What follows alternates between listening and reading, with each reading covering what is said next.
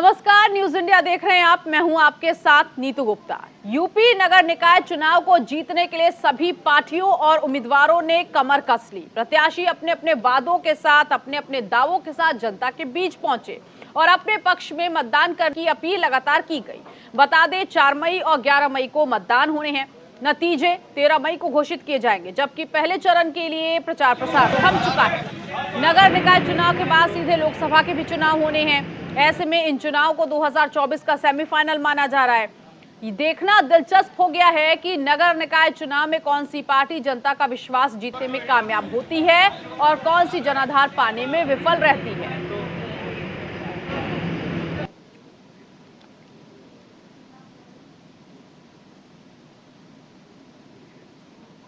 नीरज मिश्रा इस वक्त मेरे सहयोगी जुड़ गए इसी खबर पर आगे की जानकारी के लिए। नीरज, क्या वहां पर चुनावी स्थिति अब?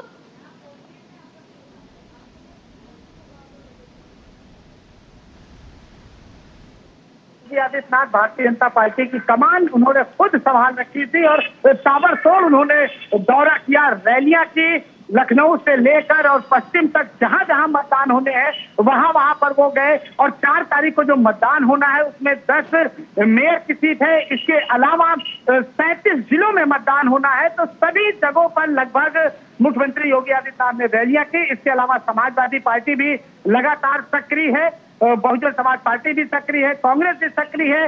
दावे और वादे किए जा रहे हैं। अब देखना यह होगा कि जनता किसके दावे और किसके वादे पर विश्वास करती है। तमाम तरह के वादे किए गए हैं। जो प्रत्याशी खड़े हैं सबने लोगों को बताया है कि आने वाले वक्त में अगर वो जीतते हैं तो स्मार्ट सिटी से लेके और तमाम चीजें जो अब तक नहीं हुई है वो करके दिखाएंगे। लेकिन ये बात 13 तारीख को पता चलेगी कि आखिर जनता किसके ऊपर विश्वास करती है, किसको अपना मत देती है और किसको इस चुनाव में विजयी बनाती है। लेकिन इतना जरूर है कि भारतीय जनता पार्टी ने जिस तरह से चुनाव प्रचार किया है वो एक प्रकार की प्रैक्टिस है 2024 के चुनाव को लेकर। बिल्कुल। और ऐसे में नीरज, 4 मई को पहले चरण के लिए मतदान होना है। मतदान को देखते हुए क्या व्यवस्थाएं की गई है, सुरक्षा के क्या इंतजाम? तो बिल्कुल देखिए, पोलिंग पार्टियों को अलर्ट कर दिया गया है, उन्हें रवाना किया जा रहा है और इसके अलावा जगह जगह पर जो सुरक्षा के इंतजाम है वो भी किए गए हैं। चाहे बाहर की फोर्स हो या लोकल पुलिस हो या फिर पीआरडी के जवान हो या होमगार्ड के, सबको अपनी अपनी ड्यूटी दे दी गई है। सेक्टर मजिस्ट्रेट जो पोलिंग स्थान है वहां का वो दौरा कर रहे हैं। साथ ही साथ जो भीड़ के लोग हैं वहां पर उनको हटाया जा रहा है। गाड़ियों की चेकिंग की जा रही है लगातार कि कोई शराब या पैसे बांटने के लिए ना निकले। तो हर तरह से सुरक्षा के इंतजाम पुख्ता किए गए हैं और ये व्यवस्था लगातार चलती रहेगी जब तक चुनाव संपन्न नहीं हो जाता। ठीक है, बहुत शुक्रिया इस जानकारी के लिए। उधर सीएम योगी 4 मई को संत कबीर नगर आएंगे। वो जूनियर हाई स्कूल में चुनावी जनसभा को संबोधित करेंगे। इससे पहले डीएम संदीप कुमार और एसपी सत्यजीत गुप्त ने कार्यक्रम स्थल का निरीक्षण किया। साथ ही साथ एसडीएम और अधिकारियों को निर्देश देते हुए कहा कि किसी भी तरह की लापरवाही ना बरती जाए। सुरक्षा व्यवस्था के कड़े इंतजाम किए जा रहे हैं।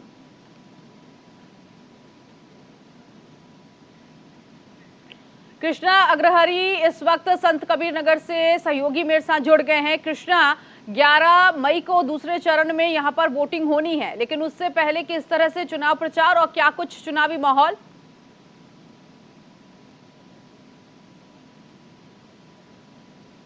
श्री योगी आदित्यनाथ कल खलीलाबाद के जूनियर हाई स्कूल के प्रांगण में 11 बजे प्रस्थान करेंगे और जो निकाय चुनाव को लेकर खलीलाबाद में जन संबोधन करेंगे।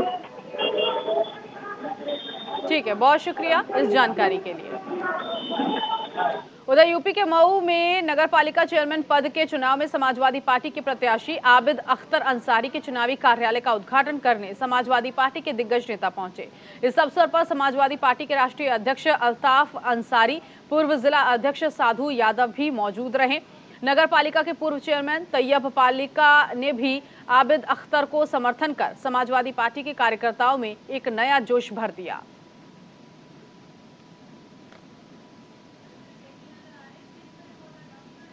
हमारे राष्ट्रीय अध्यक्ष आज पूरा देश के पैमाने पर भारतीय जनता पार्टी को उखाड़ फेंकने का जो संकल्प लिया है उस दिशा में गाजीपुर, मऊ, आजमगढ़ और आपका अंबेडकर नगर में आपने देखा नहीं अभी साल भर पहले कहीं भाजपा का पता था। ये लिए आप लोगों से अनुरोध है, आप भी इस देश को बचाने के लिए, संविधान की रक्षा के लिए और जनता के हित को देखते हुए इस महंगाई के खिलाफ, अत्याचार के खिलाफ और ये वैमनस्यता जो पैदा की जा रही है भाजपा द्वारा, उसके खिलाफ आप लोग अपने हिसाब से अपनी बात को। समाजवादी पार्टी नगर पालिका परिषद मऊ के प्रत्याशी श्री आबिद अख्तर साहब समाजवादी पार्टी के उम्मीदवार हैं। उनका आज केंद्रीय कार्यालय का उद्घाटन है। इसमें सभी हमारे पार्टी के वरिष्ठ नेतागण और जिन लोगों ने टिकट मांगा था वो सभी सदस्य वो लोग मौजूद हैं और आबिद अख्तर साहब भी मौजूद हैं। इस मौके पर हम जनता से अपील करने आए हैं कि हमने भी निवेदन किया था, मगर पार्टी ने, हम प्रदेश में सबसे अधिक जीते थे वोट से, मगर जिस वक्त हम जब जीते थे तो उस समय हमने समाजवादी का बहुत ज़्यादा वोट हमने अपनी झोली में डाला था और बहुजन का भी वोट मिला था, प्रदेश में प्रथम स्थान पर रहे। मगर आज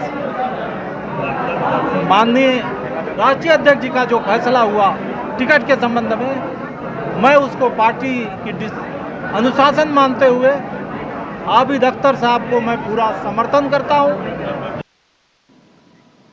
उधर आम आदमी पार्टी के सांसद संजय सिंह ने रामपुर पहुंचकर निकाय चुनाव का मोर्चा संभाला। उन्होंने आप प्रत्याशी सेना खानम के समर्थन में रोड शो किया और लोगों से वोट की अपील की। इस दौरान संजय सिंह ने न्यूज इंडिया से खास बातचीत में डबल इंजन सरकार पर तंज कसते हुए कहा कि दोनों इंजन फेल हो जाएंगे, अब झाड़ू चलेगी, सिर्फ झाड़ू चलेगी।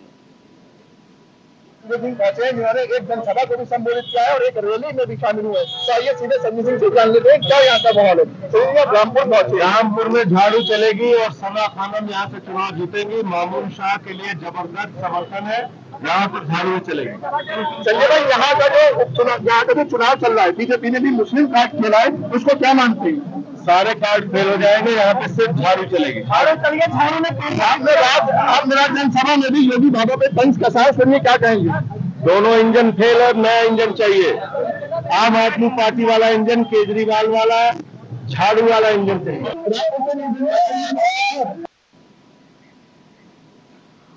और इस बीच रामपुर से सहयोगी वासिक खान हमारे साथ जुड़ गए हैं। वासिक, आम आदमी पार्टी भी इस बार निकाय चुनाव में नजर आ रही है, कितनी बड़ी चुनौती आम आदमी पार्टी के लिए? मैं आपको बता दूं जिस तरीके से आम आदमी पार्टी लगातार चुनाव प्रचार प्रसार कर रही है और रामपुर आम आदमी पार्टी के सांसद संजय सिंह पहुंचे थे, जिन्होंने कमान संभाली थी और एक जनसभा में भी उन्होंने बहुत सारे तंज कसे बीजेपी पर। उन्होंने कहा डबल इंजन सरकार फेल हो गई है, अब लोगों को नई सरकार चाहिए और रामपुर की गंदी राजनीति को साफ करने के लिए झाड़ू की जरूरत है और झाड़ू चलेगी इस बार रामपुर। और वहीं उन्होंने आज एक रोड शो भी निकाला, सना खानम के समर्थन में एक रोड शो किया और रोड शो में भी उन्होंने मामून शाह जो उनके पति हैं, समाज सेवी पिछले 30 साल से जो रामपुर की मेहनत कर रहे हैं रामपुर में चुनाव के लिए, उनके लिए भी उन्होंने एक बड़ा बयान दिया। उन्होंने कहा केजरीवाल और संजय सिंह रामपुर में मामून शाह हैं। ऐसे में रामपुर में चुनाव की क्या तैयारियां रही हैं, क्या इंतजाम किए गए हैं? आपको मैं बता दूं, रामपुर में चुनाव के जो पुख्ता इंतजाम किए गए हैं प्रशासन द्वारा से, जोनल मजिस्ट्रेट हो या सिटी मजिस्ट्रेट हो या पुलिस के जवान हो, सभी को पुलिस अधीक्षक ने दिशा निर्देश दे दिए गए हैं और सभी जो रामपुर की सीमाएं हैं उन पे चौकस लगा दिया गया है और पाबंदी से लोगों की चेकिंग भी की जा रही है। कहीं पर पैसा बंटने की या शराब को लेकर किसी तरीके की कोई शिकायत नहीं प्राप्त हो पाई। ठीक है, बहुत शुक्रिया इस जानकारी के लिए। उधर महोबा में दूसरे चरण में होने वाले निकाय चुनाव पर अब अपनी चरम सीमा पर यह चुनाव दिखाई देता हुआ नजर आ रहा है। उम्मीदवार घर घर दस्तक देकर अपनी मौजूदगी दर्ज कराते हुए वोट मांगने की अपील कर रहे हैं।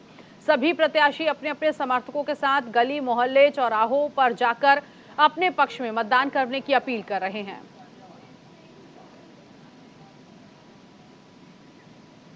राशिद कुरैशी इस वक्त महोबा से सहयोगी जुड़ गए हैं। राशिद, महोबा में दूसरे चरण में चुनाव होना है, लेकिन क्या तैयारियां पहले से, चुनावी माहौल क्या है और अभी तक का समीकरण क्या कहता है वहां का? जी तो बता दूं कि महोबा में जैसे दूसरे निकाय चुनाव जो होना है, दूसरे चरण पर होना है, इसके लिए प्रत्याशी जो है उन्होंने कमर कस ली है और जो उनका प्रचार प्रसार है वो युद्ध स्तर पर हो रहा है। लगातार प्रत्याशियों द्वारा जो मतदाता है उनके घर जाकर वोट मांगने की अपील की जा रही। वहीं तैयारियों को देखा जाए, जिला प्रशासन जो पुलिस प्रशासन है वो लगातार अलर्ट मोड पर है और लगातार जो उनके अधीनस्थ उनको जिम्मेवार निर्देश दिए जा रहे हैं कि किसी भी प्रकार का जो चुनाव है उनमें हीरा हवाली न हो सके। और प्रत्याशियों द्वारा जो मतदाता है उनका जो मन है वो प्रत्याशी खोल नहीं पा रहे हैं। कहीं ना कहीं जो महोबा के मतदाता है उनकी चुप्पी प्रत्याशी को निराश कर रही है। अभी तक कोई भी मतदाता खुलकर किसी प्रत्याशी के साथ में नहीं आया है। नीतू, ऐसे में यहाँ के स्थानीय मुद्दे क्या हैं जिसको लेकर जनता वोट करेगी? महोबा के अगर स्थानीय मुद्दों को बात करें तो यहाँ पर सबसे बड़ा मुद्दा है जल निकासी। महोबा में होता क्या, थोड़ी सी बारिश में पूरा शहर पानी से लबालब हो जाता है, लबरेज हो जाता है। ये सबसे बड़ी समस्या है। और उसके साथ साथ सफाई जो विद्युत यहाँ की प्रमुख समस्या है, जिनको लेकर महोबा के जो मतदाता है वो वोट करेंगे। ठीक है, बहुत शुक्रिया इस जानकारी के लिए। उधर यूपी में 4 मई को पहले चरण का चुनाव होना है, जिसे लेकर प्रचार थम गया। दूसरे चरण का चुनाव 11 मई को होगा। इस दौरान कांग्रेस पार्टी के दर्जनों कार्यकर्ताओं ने नगर अध्यक्ष नौशाद आलम मंसूरी और प्रदेश अध्यक्ष बृजलाल खाबरी समेत पार्टी के कई दिग्गज नेताओं के खिलाफ रुपए देकर टिकट बांटने का गंभीर आरोप लगाया। इसके साथ ही इन सभी का पुतला दहन किया गया।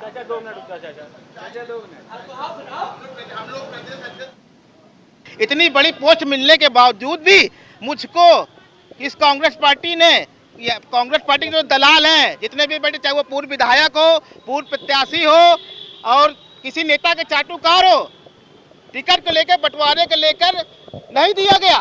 आज इसीलिए हम सब यहाँ पे इकट्ठा होकर एक जोर विरोध कर रहे हैं कि मैं आज 14 साल से राजनीति कर, कोरोना काल में भी मैंने खूब खाना बांटा, इनके कहने पर रसोई चलाई, हर चीज किया। 26 जनवरी चाहे 15 अगस्त हो और कोई भी कार्य पर 100 लोगों ने यहाँ काम किया, लेकिन उनको टिकट नहीं दिया गया और मेरे किसी साथी को टिकट नहीं मिला। मेरा संगठन बेकार है। मेरे आज 25 वार्ड अध्यक्ष है, खुद कमेटी है। आज मेरा संगठन मुझसे जवाब पूछ रहा है कि अध्यक्ष जी आपको टिकट नहीं हुई तो आप हमारा क्या कर। आज जिस तरीके से कांग्रेस पार्टी में टके के भाव नौशाद आलम मंसूरी ने टिकट बेचे हैं, मैं उनका पुरजोर विरोध करता हूं। नौशाद आलम मंसूरी ने किसी भी फ्रंटल संगठन को टिकट नहीं देने का काम किया। जो जन्म जाति से कांग्रेसी होते हैं उनको टिकट एक भी नौशाद आलम मंसूरी नहीं दी है। सोहेल अख्तर अंसारी के यहाँ से कौड़ियों के भाव में टिकट बेचे गए हैं कांग्रेस पार्टी के। नौशाद आलम मंसूरी इस समय कांग्रेस पार्टी के नगर अध्यक्ष हैं। मैं इनका पुरजोर विरोध करता हूं। मैं मांग करता हूं शीर्ष नेता नौशाद आलम मंसूरी को तत्काल प्रभाव से हटाया जाए। कांग्रेस की आइडियोलॉजी क्या है? कांग्रेस की आइडियोलॉजी है जमीनी नेताओं को आगे बढ़ाने का काम करने वाली कांग्रेस पार्टी है। जमीनी लोगों के लिए, आम मजदूरों के लिए लड़ने के लिए काम करने वाली नौशाद शहर का कांग्रेस पार्टी का काम है। वो कांग्रेस की विचारधाराओं नहीं आते। ये सब सपा बसपा से आए हुए लोग हैं, जैसे कि प्रसिद्ध बृजलाल खाबरी बसपा से आए हुए हैं, अनिल यादव ये सपा से आए हुए हैं, सोहेल अख्तर अंसारी बसपा से आए हुए हैं। तो इन लोगों को क्या अपनी चलाई है बस, और किसी क्या पता कि कांग्रेस की आइडियोलॉजी क्या। कानपुर से सहयोगी राहुल भदौरिया इस वक्त हमारे साथ जुड़ गए हैं। राहुल, कांग्रेस मुख्यालय के बाहर ये जमकर प्रदर्शन किया गया, पैसे देने का आरोप लगाया गया, टिकट कम दामों में बेचा गया है, ये आरोप लगाए गए हैं। यहाँ किसकी साख दांव पर लगी हुई है ये भी समझाइएगा, और समीकरण यहाँ का अभी तक क्या कहता है? देखिए नीतू, ये कोई आम बात नहीं है, पहली बात नहीं है कि जब पार्टी के प्रत्याशियों को किसी भी पार्टी का प्रत्याशी हो अगर टिकट नहीं मिलती है तो इस तरीके के विरोध हम पहले भी देख चुके हैं, चाहे वो कांग्रेस हो, चाहे वो सपा हो, चाहे वो बसपा हो। हालांकि अगर बीजेपी की बात करेंगे तो बीजेपी इसी आइडियोलॉजी के लिए जानी जाती है। बीजेपी की तरफ से अगर किसी का टिकट कटा भी है या बीजेपी के शीर्ष नेतृत्व ने किसी को टिकट दी है तो पूरी पार्टी जो है वो बढ़ चढ़ कर हिस्सा लेती है और जो भी उस पार्टी का प्रत्याशी होता है उसको जिताने का काम करती है। हालांकि कानपुर की अगर बात करें तो कानपुर में 110 वार्डों पे चुनाव होना है। 110 वार्डों में जो है पार्षदी का चुनाव होना है और उसके बाद महापौर का चुनाव होना। कानपुर में सबसे महत्वपूर्ण चुनाव इस वजह से हो जाता है क्योंकि कानपुर अपने आप में महानगर है, औद्योगिक क्षेत्र है और यहाँ से जो है चाहे वो चमड़े का कारोबार हो या फिर मैनचेस्टर चमड़े का कहा जाए तो वो कानपुर ही कहा जाता है। अब कानपुर में महापौर का चुनाव है और यहाँ से जो पूर्व मेयर है यहाँ की प्रमिला पांडे, उनको इस बार उनके ऊपर बीजेपी ने फिर से दांव खेला है। और इसके साथ साथ सपा ने जो यहाँ के विधायक हैं अमिताभ वाजपेयी आरानगर विधानसभा से सपा के ही विधायक हैं, उनकी पत्नी को टिकट देकर वंदना वाजपेयी जिनका नाम है, यहाँ से दांव खेला है। और कांग्रेस के जो प्रदेश सचिव हैं विकास अवस्थी, उनकी पत्नी आसनी अवस्थी को कांग्रेस ने टिकट दिया है। और ठीक है, बहुत शुक्रिया इस जानकारी के लिए।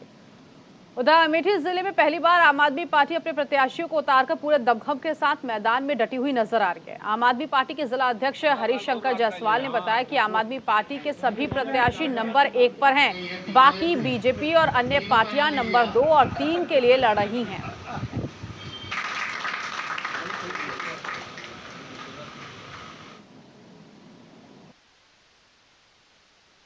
देखिए, आम आदमी पार्टी अमेठी के लिए भले की नहीं हो, लेकिन दिल्ली मॉडल और पंजाब मॉडल ये लोगों के जहन में है।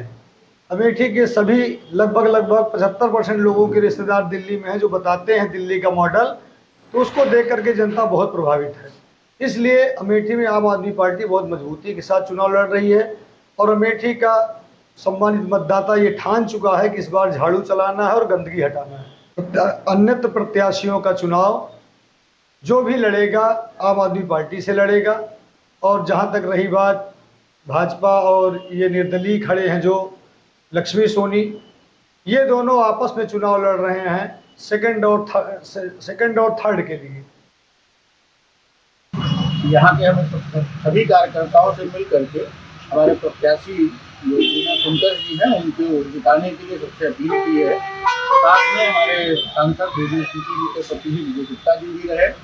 सभी कार्यकर्ताओं से संवाद हुआ, बातचीत हुई, घर घर जाकर के संपर्क करने के लिए माननीय मोदी जी के द्वारा जो देश के हित में काम किए जा रहे हैं, माननीय मोदी जी के द्वारा जो प्रदेश सरकार काम कर रही है और उसके साथ ही हमारे सांसद जी के द्वारा अमेठी के विकास के लिए जो काम किए जा रहे हैं, एक एक व्यक्ति की सुख सुविधा के लिए जो चिंता की जा रही है, उनके स्वास्थ्य की चिंता की जा रही है, उस आधार को लेकर के हम जनता के बीच जा रहे हैं। जनता का अपार समर्थन मिल रहा है। हम जायज नगर पालिका को। और इसी खबर पर अमेठी से लोकेश त्रिपाठी मेरे सहयोगी जुड़ गए हैं आगे की जानकारी के लिए। लोकेश, अगर अमेठी की बात की जाए तो हॉट सीट अमेठी नगर मानी जाती है, यहाँ पर कितना कड़ा मुकाबला इस सीट से? जी नीति, आपको बता दें कि निश्चित रूप से अमेठी हॉट सीट मानी जाती है, चाहे वो कांग्रेस का समय रहा हो, चाहे आज बीजेपी से यहाँ पे सांसद स्मृति ईरानी हो, कहीं ना कहीं ये हमेशा सुर्खियों में अमेठी बना रहता है। सबकी निगाहें अमेठी पे टिकी रहती है। वहीं एक तरफ जहां भाजपा जो है 3 महिलाओं को टिकट देकर अमेठी की 4 सीटें उसमें से 3 महिलाओं को टिकट दिया है और ट्रिपल इंजन की सरकार जो बता रही है केंद्र में नरेंद्र मोदी और जो है उत्तर प्रदेश में योगी आदित्यनाथ के साथ साथ जो यहाँ की सांसद है उनके द्वारा किए गए विकास कार्यों को लेकर वो जनता के बीच में पहुंच रही है और जो है और विकास करने का जो है विकास की गंगा बहाने का वादा कर रही। वहीं पर कहीं ना कहीं आम आदमी पार्टी उनको कड़ी टक्कर देती हुई नजर आ रही है। वो जो है विकास का मॉडल दिल्ली और पंजाब को देखकर कहीं ना कहीं पहली बार जो यहाँ अमेठी जिले में आम आदमी पार्टी ने अपना जो है अपने प्रत्याशी को उतारा है और उसके जो है उसमें काफी जोश देखने को मिल रहा है। निश्चित रूप से वो अच्छी खासी टक्कर दे रही है। एक आध सीटों को छोड़ दिया जाए तो लगभग सीटों पर जो है बीजेपी और आम आदमी पार्टी ही जो है यहाँ पर टक्कर में दिख रही है। चूंकि यह नई पार्टी है, कहीं ना कहीं इस समय राष्ट्रीय पार्टी बन गई है। इसीलिए मुकाबला बहुत दिलचस्प है अमेठी नगर से। बहुत शुक्रिया इस जानकारी के लिए। उधर गाजियाबाद में नगर निकाय चुनाव के लिए 11 मई को मतदान होने हैं। ऐसे में सभी पार्टी अपने चुनावी एजेंडे को लेकर लोगों के बीच पहुंच रही है और अपने पक्ष में वोट करने की अपील कर रही है। जहां एक तरफ बीजेपी, समाजवादी पार्टी और कांग्रेस अभी तक गाजियाबाद में फाइट में थी, तो वहीं अब दूसरी तरफ बहुजन समाज पार्टी भी चुनावी अखाड़े में उतर चुकी है। गाजियाबाद में बीएसपी के कद्दावर नेता शमसुद्दीन राइन अपनी मेयर प्रत्याशी के चुनाव कार्यालय का उद्घाटन करने पहुंचे, जहां उन्होंने सपा, बीजेपी और कांग्रेस पर आरोप लगाते हुए कहा, ये सभी पार्टियों ने बहन जी के शासनकाल में हुए काम का 10% काम तक नहीं किया।